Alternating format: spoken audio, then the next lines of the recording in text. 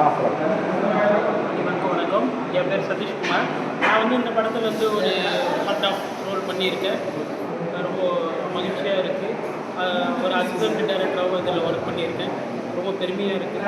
So இது போல் வந்து வாய்ப்புகள் வந்து நிச்சயமாக எங்களுக்கும் கிடைக்கணுன்றது தான் வந்துட்டு எங்களுடைய நோக்கம். ஏன்னா நானும் வந்து ஒரு காலத்தில் வந்து நிறைய வந்து நடிப்பதற்காக வாய்ப்புகள் கேட்டேன். ஆனால் வாய்ப்புகள் மறுக்கப்பட்டது.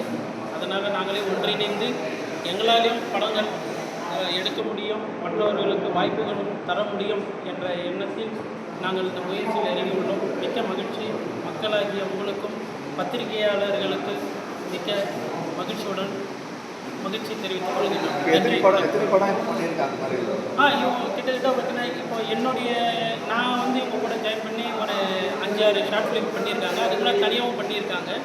அப்புறம் நானும் வந்து ட்ரை பண்ணியிருக்கேன். நானும் வந்துட்டு ஒரு 2 குறும்படம் இயக்கியிருக்கேன்.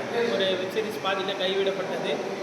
பெரும்படத்துக்கான முயற்சிகள் வந்து நான் நடிக்கிறதுக்காக ஃபஸ்ட்டு வந்து நடிக்கிறதுக்காக நான் வந்து வாய்ப்புகள் தேடினேன். ஆனால் ஏதோ எனக்கு வாய்ப்புகள் அமையலை.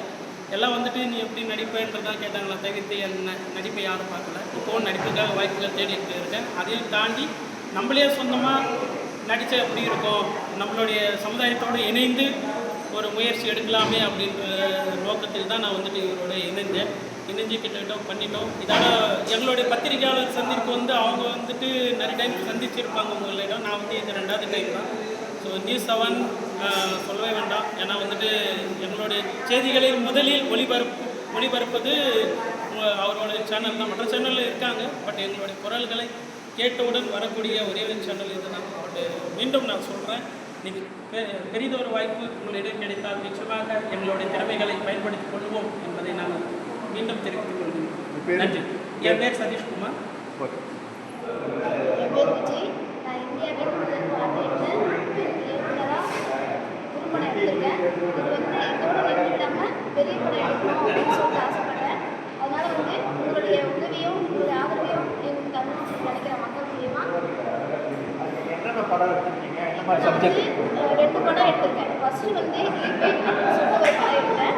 அது வந்து எப்படின்னு பார்த்தீங்கன்னா சின்ன பசங்க வச்சு மொபைல் வந்து யூஸ் பண்ணால் அதனால் வந்து என்னென்ன பிரச்சனை வரும் அப்படின்ற மாதிரி எடுத்துக்கிட்டேன்.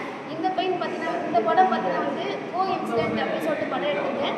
இப்போ இது வந்து பார்த்தீங்கன்னா வந்து இப்போ நிறைய இடத்துல வந்து பார்த்தீங்கன்னா பாடலை காதல் அப்படின்னு சொல்லிட்டு ஒரு இது கலாச்சாரம், தப்பான கலாச்சாரம் இருக்குது. அப்படியெல்லாம் இல்லாமல் அதாவது வந்து ஒருத்தருக்கு ஒருத்தியாக இருக்கணும் அப்படின்னு சொல்லிட்டு அதை தாண்டி இந்த படம் எடுத்துருக்கேன். இந்த செல்ஃபோன் அந்த இது பசங்க அதாவது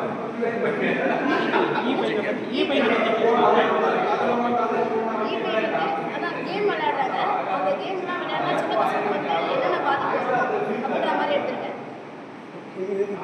இந்த மாதிரி படம் எடுக்கணும்னு உங்களுக்கு எப்படி எண்ணம் வந்தது அந்த மாதிரி சொல்லுங்க. அதை நாங்கள் வந்து பாலுமந்திரா சார்கிட்ட வந்து நாங்கள் ஃபஸ்ட்டு போய் சேரும்போது எனக்கு வந்து எல்லா துறையிலும் வந்து இருக்காங்க, இந்த துறையில் சினிமா துறையிலையும் சாதிக்கணும் அப்படின்னு சொல்லிட்டு நான் கேட்டப்ப அவர் வந்து என்ன சொன்னார் அப்படின்னா, உங்களுக்கு வந்து உங்களுக்கு எண்ணங்கள் வெளிப்பாடு தான் பிரதிபலிக்கக்கூடிய ப்ரொடியூசர்ஸ் கேமராமேனும் இருந்தால் உங்களால் வந்து வெளிவர முடியும் அப்படின்னு சொல்லிட்டு சொன்னாங்க.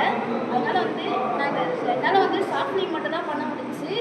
மக்களுடைய உதவியோ இல்லை ப்ரொடியூசர்ஸோ கிடைச்சா என்னால் வந்து பெரிய படம் பண்ண முடியும். கண்டிப்பாக நாங்கள் வந்து நிறைய சேனல் பண்ணியிருக்கோம். இதுலையும் நிறைய ஷார்ட் ஃபிலிம் பண்ணியிருக்கோம். நாங்கள் நிறைய வந்து வச்சுருக்கோம்.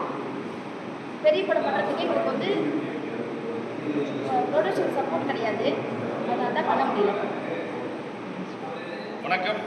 நான் இந்தியாவின் முதல் பார்வை மாற்றுத்திறனாளி குமார். நான் ஒரு 6 ஷார்ட் ஃபிலிம் எடுத்திருக்கோம்.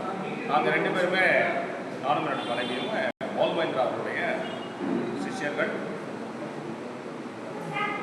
பாலுமந்திரா அவர்கள்ட்ட நாங்கள் முதல்ல கிளாஸ் கற்றுக்க போகும்போது நான் அவர்கிட்ட ஒரு டவுட் கேட்டேன்.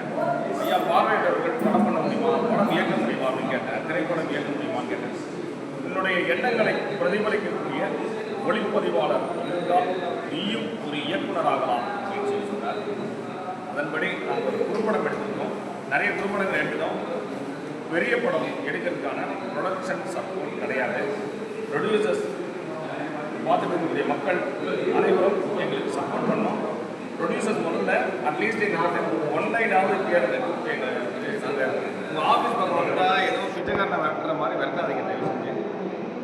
பார்வையிட்டவர்கள் இங்கே உங்கள் எதையும் விரட்டுற மாதிரி யாரையும் விரட்டுற மாதிரி விரட்டாதீங்க. நீங்கள் வந்து எங்கள்கிட்ட அட்லீஸ்ட் ஒரு ஒன்லைனாவது கேளுங்க. அப்படி கேட்டிங்கன்னா மட்டும்தான் எங்களுடைய விஷயங்கள் உங்களுக்கு வந்து வெளியே வரும். நாங்கள் இது வரைக்கும் தமிழ் சினிமா கண்டிப்பான கதைக்களம் எங்ககிட்ட இருக்குது. எங்களால் கதை பண்ண முடியும், திரைக்கதை பண்ண முடியும், இன்ஃபேக்ட் படமே பண்ண முடியும். எல்லாத்துக்கும் உங்களுடைய ஆதரவு முக்கியமாக தேவை. அட்லீஸ்ட் ஒரு ஒன்லைனாவது கேளுங்க.